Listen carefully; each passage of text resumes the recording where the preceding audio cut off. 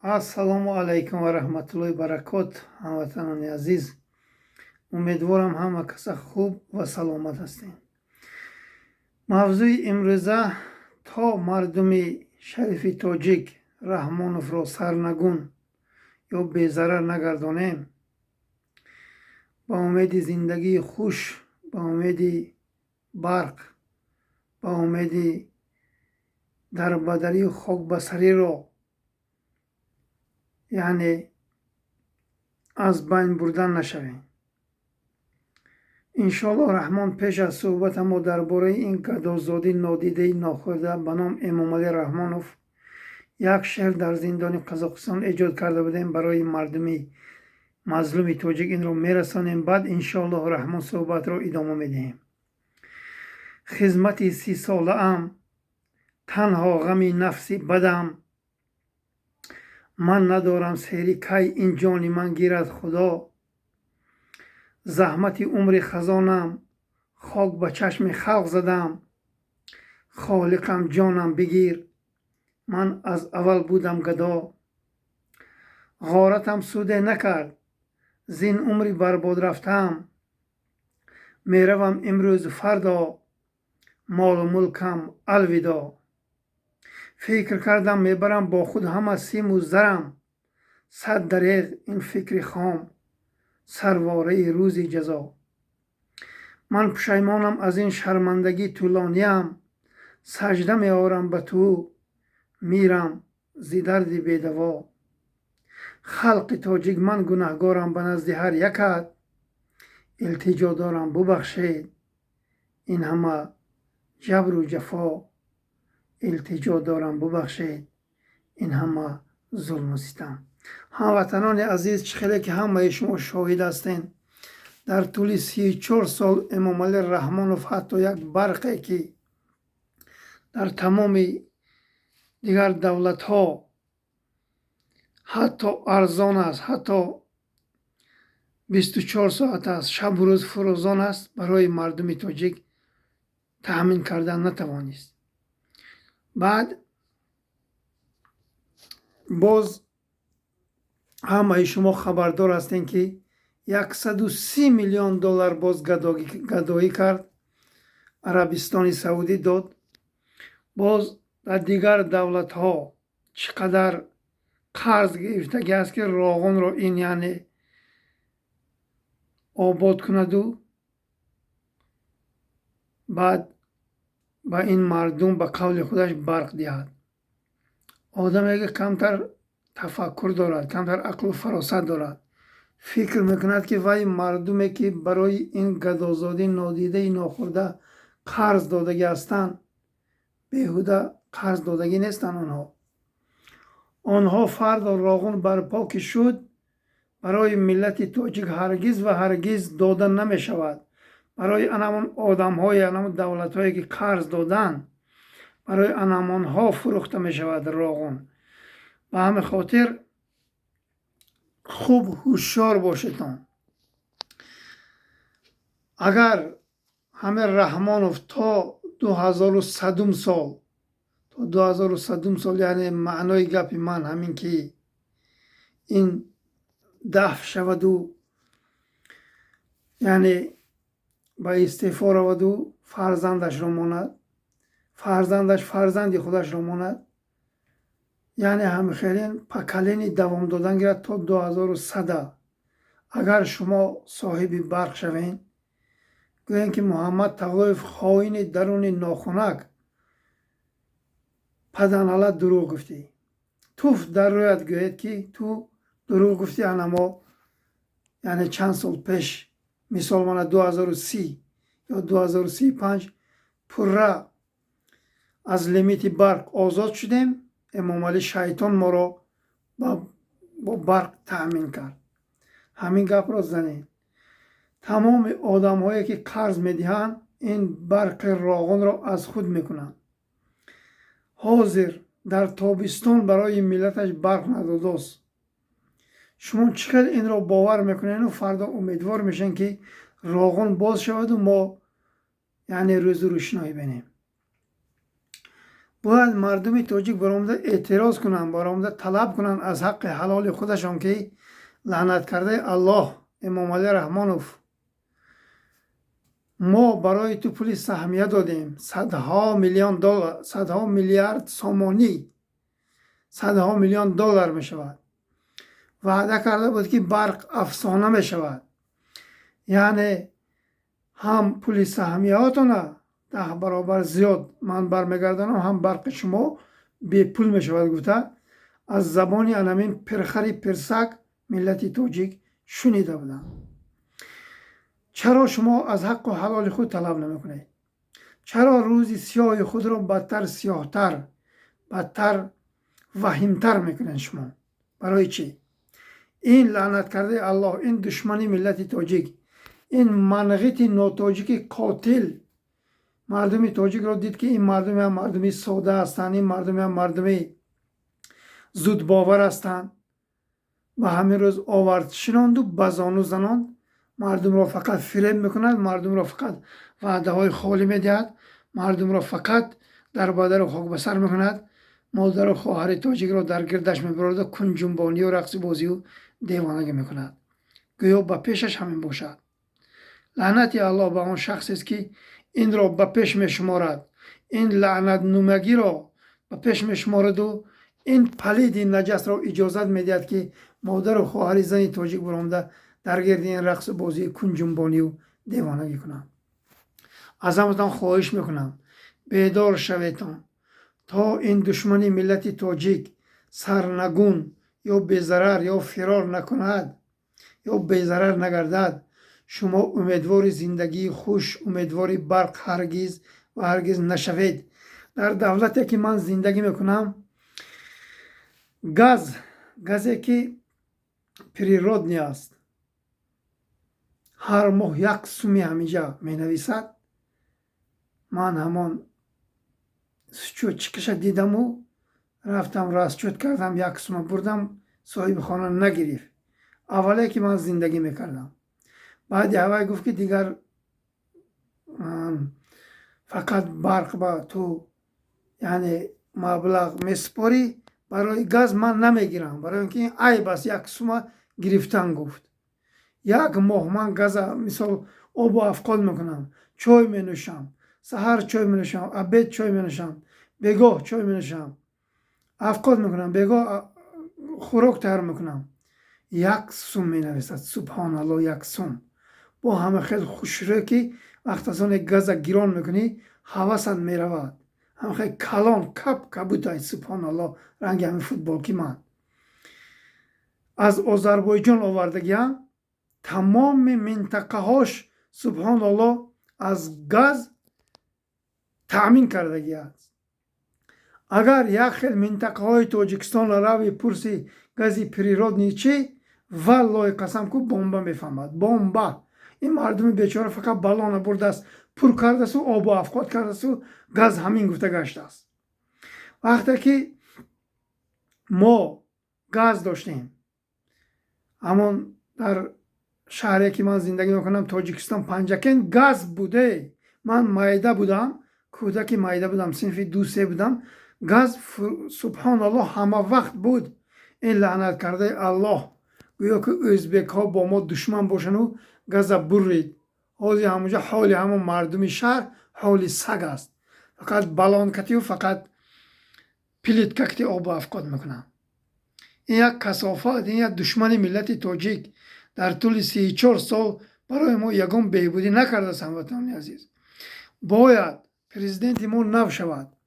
نمیدونم وای از آذربایجان می، از ایران می، از کدام دولتی که مناسبتش با ما خوش هست، خوب است، باید از گاز ما رو تأمین کند، باید این مردم زندگی کنند، بعد این دنیا رو، این عالم رو پدرود گویند. سبحان الله، این عذاب و مشقت کتی این عالم را پدرود گفتن از دسته امام علی شیطانی ناعهده برا، این شرمندگی است.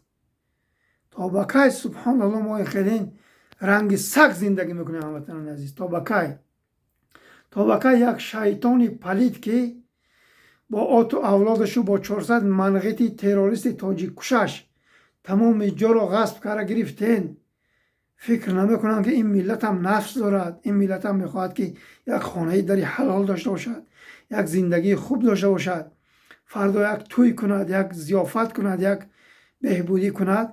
اینها تنها من، این اولاد در طول 34 سال سیر نشدن، اینها گدازاده آمدن، گدازاده میروند. هموطنان عزیز، باید ما یک آدمی جقسری، یعنی که وای شکمش سر باشد، وای آدم رو بیاریم که این مردم به خدمت کند. خیلی که عبدالحلیم غفارov میگن که آدمی که گدا شود، یعنی اگر معدهش سر باشد گدا شود، 40 سال به سرش از بینیش نمی رود.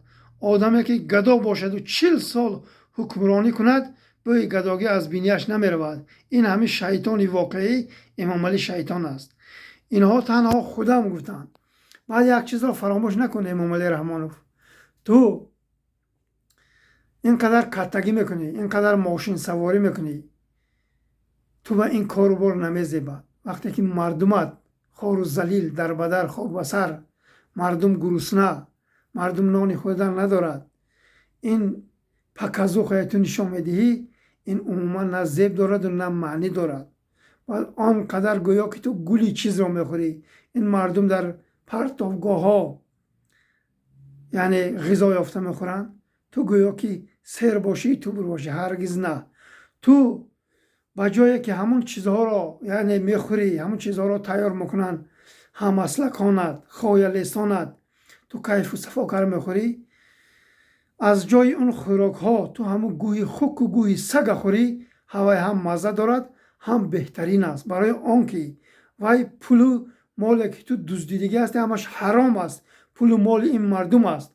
وای چیزی که خوک و سگ خورده حل کرده گیان، وای پرتافگاه و پرتافتگیان، کوچه با یعنی پرتافتگیان، این برای تو بهتر است. برای آنکه تو برای ما هیچ کسی، تو یک دشمنی ملتی تاجیک هستی، تو یک ناعهده برا هستی، تو ظالمی پلید. از دسته تو امروز مردم بیچاره خودشان را برده با دریاها میپرتویند، خودشان را آتش میزنند. تو اگر تاجیکستان را اداره میکردی، هیچگاه مردم خواهر و مادری تاجیک با فرزنداشان خودشان را برده با دریاها نمیپرتوستند. این خیلی دهشت است که زنی تاجیک امروز میرود با 4 فرزندش خودش را به دریا میپرتوید. این همش از دسته تو. برای چه از دسته تو میگویم؟ شاید یک خیلی خایلیست بخشش میپرسم، خاین، دشمن ملت تاجیک گوید که چرا امام علی رحمانوف گناهگار است. امام علی رحمانوف در وقت کافر مطلق شده بود.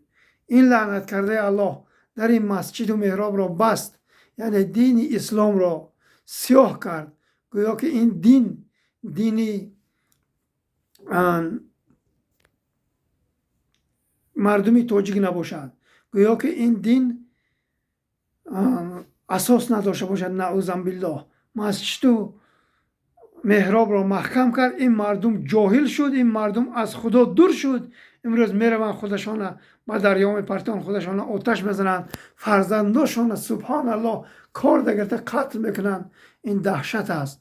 همه این والله قسم از دسته امام علی شیطانی کافر مطلق است. قسم حانسی. این اگر مردم را آزاد میگذاشت، این اگر مردم را میماند که دعوت میکردن، این مردم را خدا شناسی با یعنی شناس میکردن، عالمای تاجیک، هیچگاه امروز مادر و خواهر تاجیک خودش را برده به دریا نمیپرتافت. همه این بدبختی ها از دسته همین لعنت کرده الله است. بار دیگر تکرار میکنم، تا این هست روزی خوش را نبینید، تا این هست به دیدار فرزنداتان شما سیر نمیشوید. دیدار فرزنداتان را شما یعنی فراموش میکنید. فقط غلامی، دربدری، خاک بسری، پول کار کنی، در ایوان و پتروفا ترک کردن جای کار است. رباطه ایز گفته انا همین عمر روزی ما عمر روزی سگ است. این را باید شما قبول کنید. فقط این دنیا برای خوردن و خورفتن و دربدری خاک بسری نیست که بچه‌ت غلام و دربدر و خاک بسر شود و فقط برای پدر و مادرش پول روان کند و شما را سر کند و شما روین حاجت خانه با قید کنین و یعنی پالین این مبلغی که فرزنداتون روی کردن و این فرزندا رو یعنی دیگر به دیدارشون مشرف نگردین و فقط خوار و ذلیل باشین. نه، هرگز نه. باید ما از زندگی سازیم که این مردم از دربدری خاکبسری از ظلم و ضلالت رحمانوف رها یابند، در تاجیکستان عزیز ما جای کار پیدا کنند. آنجا ما باید در نزد پدر و مادر و زن فرزندان ما زندگی کنیم. چرا این شیطان واقعی با اولاد حرامزادش تاجیکستان را ترک نمیکرده است؟ کارکابی نمیرفته است، پول کابی نمیرفته است. چرا مردم میرفته است؟ چرا این صدها هزارها جای کار را از خود کرده است برای ملتش نمیدهد؟ این کیست؟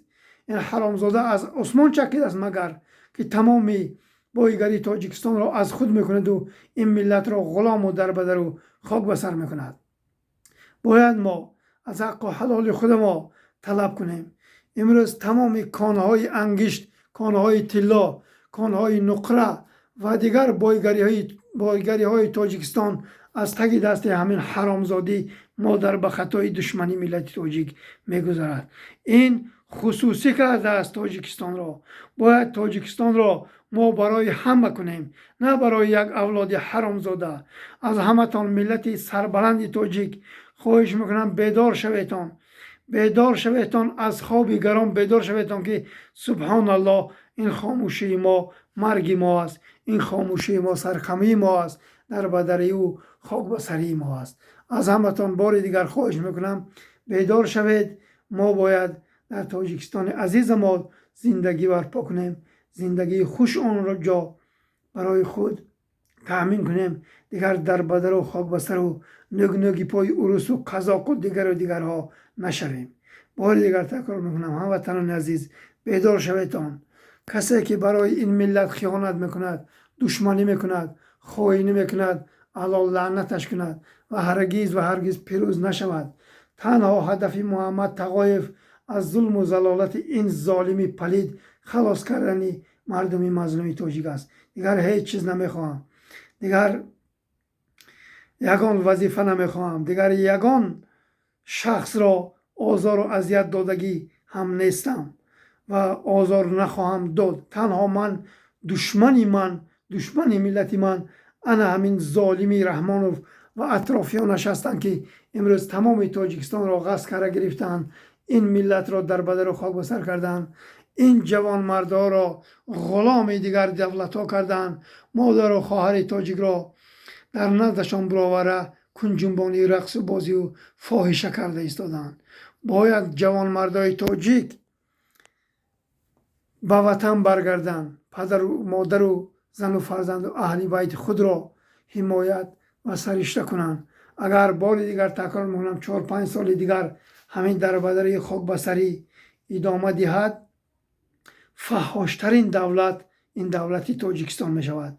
اینها خودشون فحاش که هستند میخواهند این ملت را فاحشه کنند، این ملت را بی آبرو کنند، این ملت را جواناش در بدر و خاک بسر کنند، خودشان کیف و صفای و زنای و شرمندگی کرده گردند.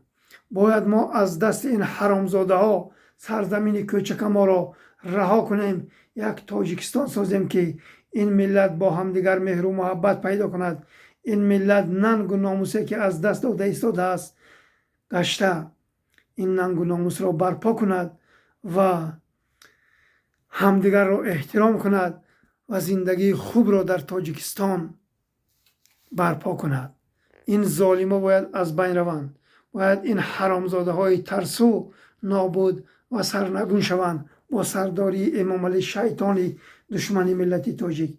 از همتان ملت شریف تاجیک بار دیگر میفهمانم که باید ما سرجم شویم، باید ما یک دست شویم، باید ما از این توده اوباشی ناعهده برا، از این توده اوباشی تنها به خاطری نفس حرامشان زندگی دارند این ملت را اینها یعنی پسند نمیکنن، منظور نمیکنن، فقط خودم میگویند. ما باید اینها را سرنگون کنیم. ما باید زندگی بهترین در تاجیکستان برپا کنیم و این حرامزاده ها بعد هوس کنن که ملت تاجیک چه خیل زندگی دارد و اینها توبه کنند، ندامت کنند. باید اینها هر شب و روز الله را زاره و ناله کنند که اینها خیانتی بزرگ برای این ملت مظلومی زودباوری ساده کردند که این ملت تا امروز 34 سال باز این حرام پلید را باور دارند. السلام علیکم و رحمت الله.